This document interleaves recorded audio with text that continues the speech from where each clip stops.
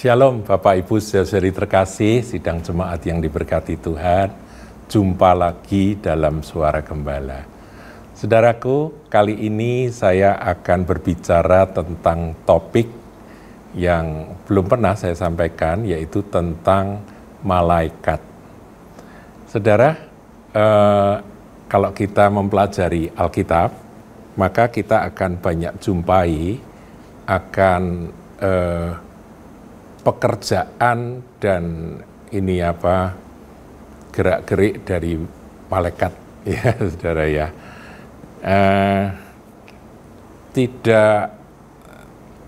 Tidak terlalu banyak, tetapi ada di kitab-kitab yang kita baca itu muncul dan muncul begitu. Siapakah sebetulnya malaikat itu, saudara? Malaikat di dalam Perjanjian Lama, dalam bahasa Ibrani disebut malak, itu artinya adalah utusan Tuhan, messenger of God, ya. Jadi malaikat itu, malak itu, kata malaikat itu berasal dari malak, itu adalah utusan dari Tuhan. Jadi Tuhan kita itu kita bayangkan aja, karena enggak kelihatan ya, malaikat kan enggak kelihatan, tapi kita membayangkan bahwa Tuhan kita itu adalah raja dan dia punya banyak orang yang ada dalam pemerintahannya. Tentunya ada juga pasukan-pasukan, panglima, tentara dan sebagainya. Dan semua itulah yang disebut dengan makhluk surgawi, yaitu malaikat. Malaikat ini siapa, saudara? Dalam Perjanjian Baru dipakai istilah bahasa Yunani angelos. Angelos ini ya sama artinya, yaitu utusan Allah, one who is sent by God gitu ya. Jadi seorang yang diutus oleh Tuhan. Jadi malaikat ini adalah makhluk ciptaan yang memang punya tugas untuk melayani Tuhan. Jadi Tuhan punya mau apa, dia mengutus akan malaikatnya. Makhluk surgawi yang namanya malaikat ini jumlahnya banyak, saudara, dan dia kalau diutus Tuhan berkarya, meskipun kita tidak melihat, dia ada, dan itu dimunculkan di dalam ayat-ayat firman. Sebelum kelahiran Tuhan, malaikat datang, ya ada malaikat yang pangkatnya tinggi, Gabriel, Mikael dan sebagainya itu muncul. Kemudian ada malaikat-malaikat bala tentara surga dikatakan yang menyanyi menyambut kelahiran dari Tuhan Yesus Sang Juru Selamat. Nah, itu adalah pasukan surga, bala tentara surga, karyawan surga, ya begitu saudaraku ya, yang disebut dengan malak atau angelos.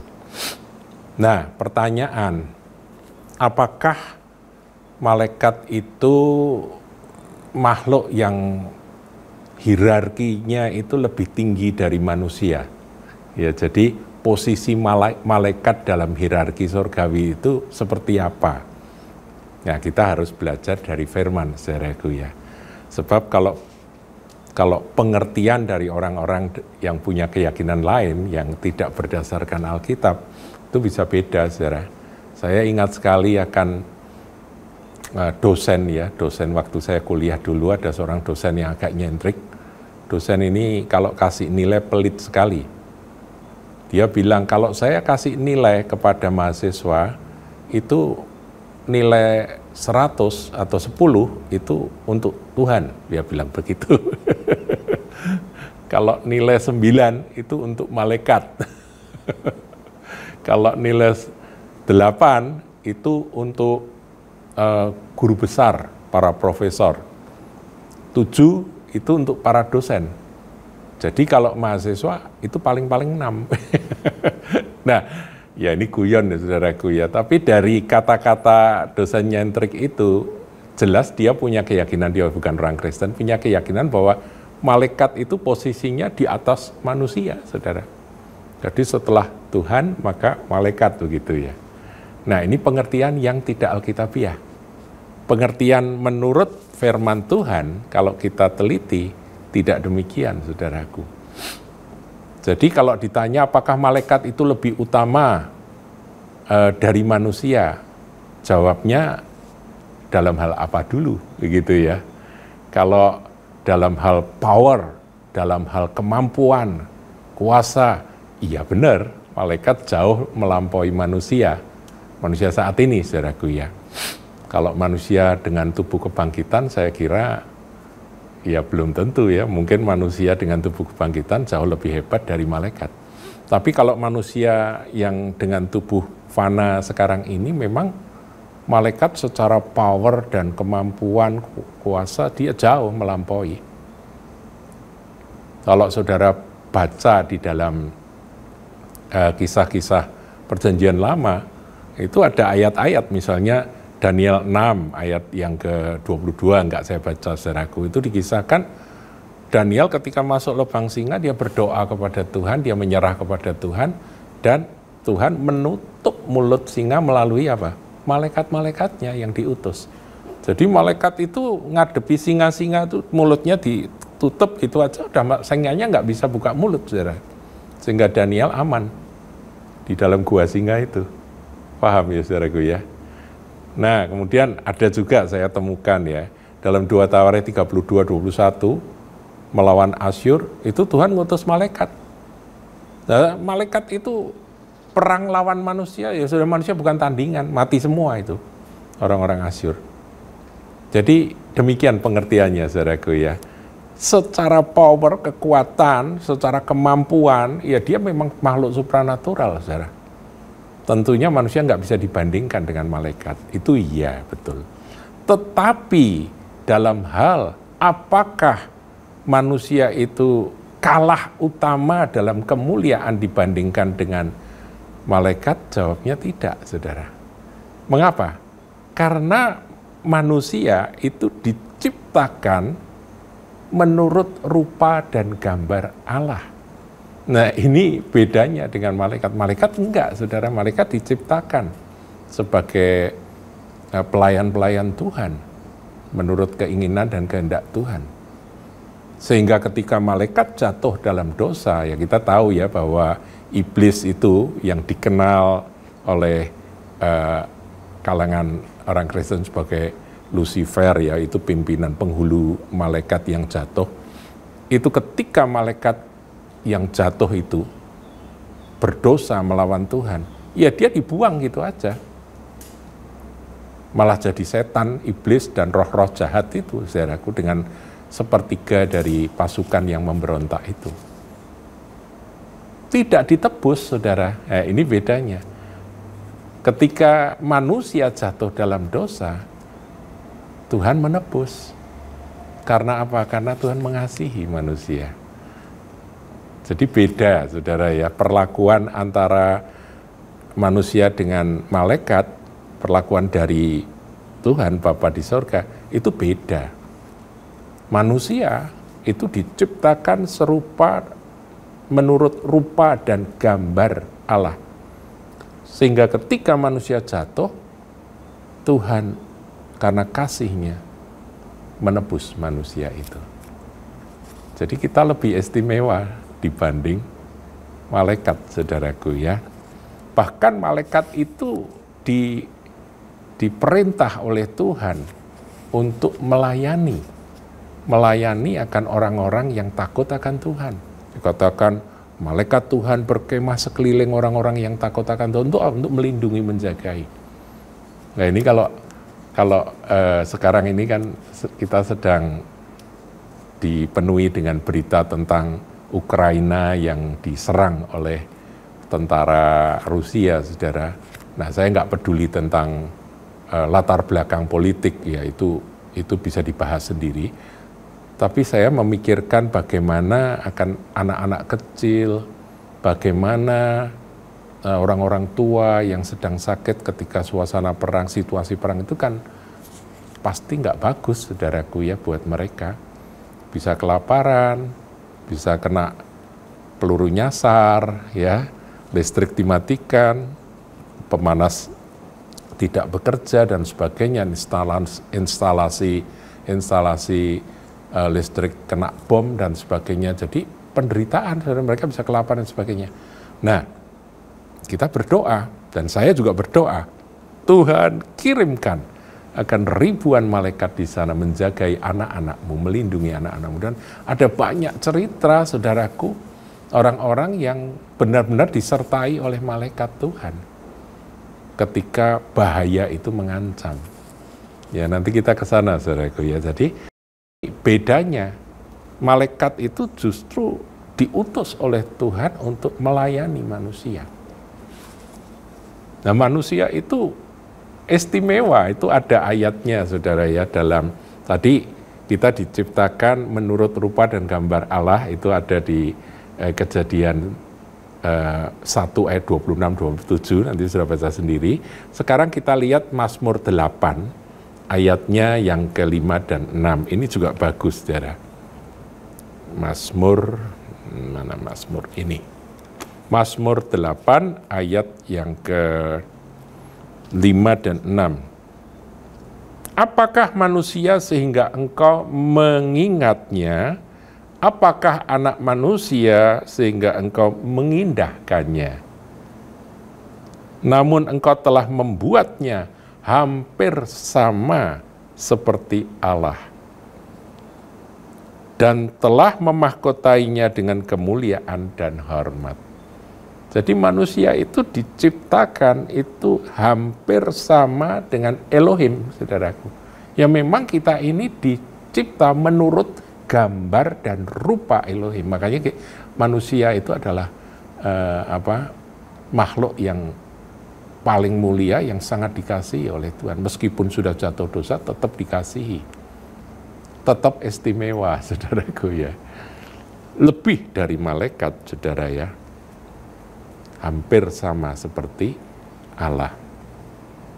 Nah, kemudian kita lihat, saudaraku ya, ini menarik untuk saudara-saudari sekalian yang pengen tahu tentang karya atau pekerjaan dari para malaikat. Di dalam Matius 18, ketika murid-murid bertanya kepada Tuhan Yesus, siapa yang terbesar dalam kerajaan sorga? Nah, kita lihat ini perikopnya, kita baca lengkap aja, saudaraku ya. Matius 18 ayat 1 sampai ayat yang ketiga. Pada waktu itu datanglah murid-murid itu kepada Yesus dan bertanya, siapakah yang terbesar dalam kerajaan sorga? Maka Yesus memanggil seorang anak kecil dan menempatkannya di tengah-tengah mereka. Lalu berkata, aku berkata kepadamu, sesungguhnya jika kamu tidak bertobat dan menjadi seperti anak kecil ini, kamu tidak akan masuk dalam kerajaan sorga.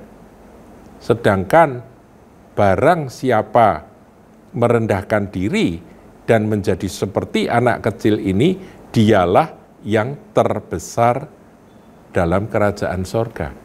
Nah, saudaraku, di sini Tuhan mengajarkan kita ini harus mempunyai kepolosan, ketulusan seperti seorang anak kecil yang tidak terlalu banyak terlalu banyak mikir ini, mikir itu, tapi kalau sudah percaya, ya anak kecil itu kalau sudah percaya pada bapaknya, ya sudah dia percaya dan dia nggak khawatir apapun juga. Biar bapak yang khawatir tentang kehidupan anak, nggak khawatir lagi. Nah, iman seperti itulah yang Tuhan angkat. Sikap seperti itulah yang Tuhan sampaikan bahwa ini justru yang bisa memelihara hati, percaya kepada Tuhan sebagai Bapak, seperti anak kecil yang percaya pada bapaknya, ya itu kan satu analogi, saudaraku. Itu yang terbesar dalam kerajaan sorga. Nah, kemudian kita lompat, saudaraku, ayat yang ke-10. Ini masih dalam konteks yang sama, yaitu tentang anak-anak. Ingatlah jangan menganggap rendah seorang dari anak-anak kecil ini, karena aku berkata kepadamu, ada malaikat mereka di sorga yang selalu memandang wajah Bapakku yang di sorga. Kenapa ada malaikat di sorga yang terus-menerus memandang wajah Bapa di sorga? Dan pada waktu itu Tuhan berkata, jangan anggap rendah seorang dari anak kecil ini, karena aku, Yesus berkata, ada malaikat mereka, malaikat dari anak-anak itu di sorga yang selalu memandang wajah Bapa. Artinya apa? Dia malaikat yang memang khusus melayani akan anak-anak ini. Dan dia memandang kepada Bapa. Aku ready, Bapa, gitu ya. Ready Tuhan. Ready, siap senantiasa 24 jam sehari gitu ya. Untuk apa saja yang kau kehendaki untuk menjaga, melindungi, melayani akan anak-anak yang polos-polos dan masih lemah itu. Nah, sekarang pertanyaan, apakah kalau kita beranjak dewasa, malaikat itu tidak lagi siap sedia untuk menjaga, melindungi kita? Iya, saudara, kita jaga ya, jaga hati kita tetap seperti anak-anak, tetap polos terhadap Bapa di surga. Nggak boleh khawatir, kalau khawatir serahkan kekhawatiran gitu ya kepada Tuhan. Nah, kalau kita menjaga demikian, sesungguhnya malaikat itu tetap bertugas, saudaraku, sampai akhir hayat kita. Ada seorang hamba Tuhan ya, hamba Tuhan yang memang punya karunia roh ya, dia bergerak dalam kenabian profetik, saudara, namanya Kenneth Hagin. Dia sekarang sudah bersama Tuhan ya, Kenneth Hagin. Nah, itu kehidupannya penuh dengan mujizat-mujizat, saudara, Kenneth Hagin. Nah, satu hari ketika Tuhan melawat dia tanya, Tuhan, Engkau datang bersama dengan seorang malaikat, siapa itu malaikat? Jawaban Tuhan gini, loh ini malaikatmu sejak kamu kecil. Berarti sampai sekarang masih tetap gitu ya. Sampai dia dewasa, malaikat itu tetap bertugas memandang wajah Bapa untuk melakukan apa yang terbaik untuk melindungi, menjagai ya kan anak-anak Tuhan yang di bumi ini. Saya ingat, saudara, ketika itu saya masih kecil, usia saya berapa ya? 10 tahun kalau nggak salah. Saya nakal ya, anak nakal biasa ya. Manjat. Jadi itu ada gerobak sorong yang apa itu, yang diparkir gitu di halaman rumah kami. Sedang saya nih ngelihat gerobak itu, saya manjat di atasnya. Di sampingnya itu saya manjat. Nah, kemudian dari tempat itu saya narik pelepah pisang, saudara. Pelepah pisang itu saya tarik, saya bergantungan begitu. Anak kecil ini kan nggak ngerti bahaya, saudaraku. Tiba-tiba putus. Dan ketika putus, benar-benar nggak ada lagi kemampuan atau usaha untuk bisa melindungi diri. Dari ketinggian itu saya jatuh dengan kepala belakang ini ke belakang ini. Lepas gitu aja karena ini putus, tempat bergantung itu putus. Tadinya berayun-ayun, ketinggiannya sekitar ya hampir 2 meter, enggak, 1,5 meteran gitu kira-kira. Nah, begitu saya berayun-ayun begitu jatuh ke belakang, dan di bawah itu adalah bukan tanah, saudaraku, tapi batu. Tapi saya ingat pada waktu itu leher saya itu ada yang pegang. Ada yang pegang, dan kemudian diletakkan di tanah, saudaraku, di tanah berbatuan itu. Begitu. Dan saya pun berdiri, ya pada waktu itu pembantu berlari untuk melihat apakah saya terluka, dan saya berdiri dan tidak ada satupun luka di tubuh saya. Saya nggak pernah lupakan kisah itu, saudara. pengalaman itu. Karena waktu itu saya juga belum dalam Tuhan, tapi saya tahu bahwa ketika akhirnya saya bertobat dan menerima Yesus sebagai Tuhan dan Juru Selamat, saya menjadi anak Tuhan, mulai melayani Tuhan, satu kali Tuhan ingatkan, kamu tahu nggak peristiwa itu? Oh iya, masih ingat Tuhan. Nah, pada waktu itu, malaikatmu menopang kamu, hingga kepalamu tidak terantuk pada batu, gitu ya, bukan kaki tapi kepala, karena ditopang. Jadi yang begini ini saudara perlu ketahui ya, ada malaikat yang memandang wajah Tuhan, siap sedia 24 jam sehari, menjaga dan melindungi orang-orang yang hatinya seperti anak-anak. Nah, apakah malaikat itu cuma satu? Oh enggak. Satu yang bertugas. Jadi satu bertugas untuk jaga anak. Begitu ya. Tapi kemudian sesuai dengan perkembangan, malaikatnya bisa banyak, saudaraku ya. Sesuai dengan peristiwa yang kita hadapi. Nah, ada banyak kejadian, saudaraku, bahwa malaikat-malaikat itu menolong ya. Saya baca akan kisahnya Lydia Prince ya, ketika perang terjadi ya. Perang terjadi berbahaya sekali pada waktu itu di Yerusalem. Dia harus keluar untuk ngambil air, dan di situ dia melihat bahwa pertolongan malaikat itu nyata. Ada satu orang yang dia tidak kenal dan orang itu mengangkat dia dan anak angkatnya itu ya, Tikva itu diangkat, diseberangkan lewat batu-batu pembatas, sementara tembakan ada di sana sini, diangkat kemudian digendong anaknya sampai tempat yang aman, diserahkan, dan dia sampai tiba di rumah teman dengan selamat. Ada banyak, saudaraku, kisah-kisah bagaimana malaikat-malaikat itu muncul dalam wujud manusia untuk menolong pada saat-saat kritis. Jadi kita harus bersyukur, saudaraku, firman Tuhan menjamin bahwa malaikat Tuhan sejak kita kecil itu sudah bertugas.